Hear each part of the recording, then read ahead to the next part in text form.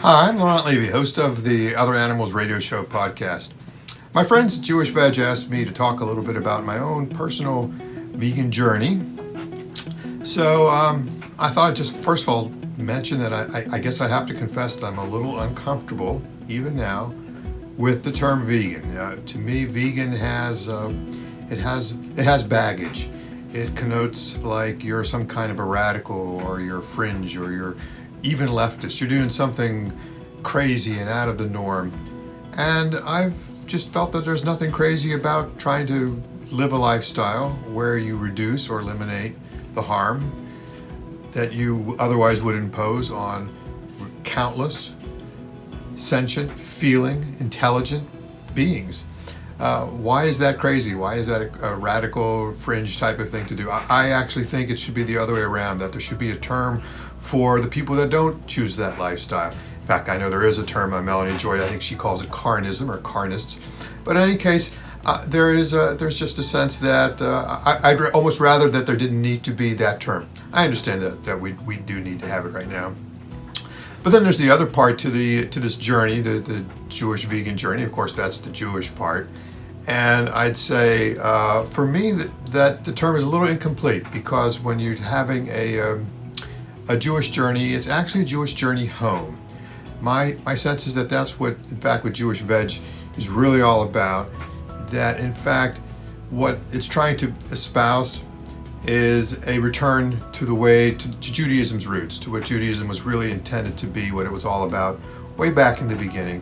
I know if you follow Jewish Veg, you know that the concept of the bargain, that originally the basis of the religion was plant-based. There were no animals, there was no meat, and then we kind of had the flood and the bargain that was a temporary acquisition, I guess, acquiescence that you could have meat, but it was only supposed to be temporary. So what Jewish Veg is trying to get us to do is to come home, come back to our roots. It's not radical, it's not fringe any more than veganism is.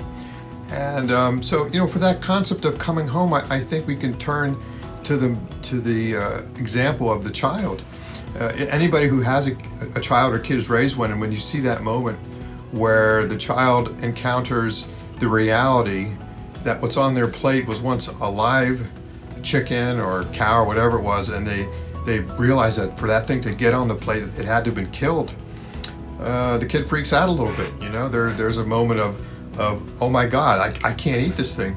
And in fact, part of what adulthood, with the adults around that child do is they have to sort of beat that out of the kid, stop worrying about it. And that's almost an unnatural, bad thing for adults to have to do.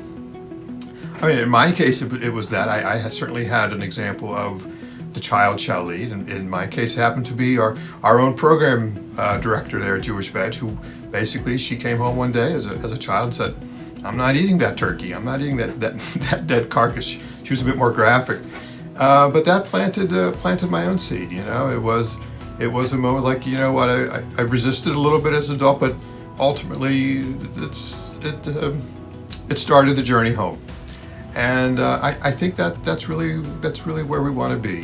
We want to come home.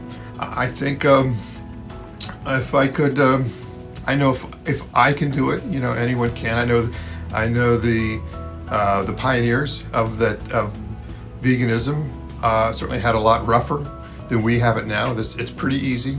It's a lot easier to find a lot more choices, a lot more variety. It's entered the mainstream where it wasn't there before. So like I say, if I can do it, anyone can do it. We no longer have to be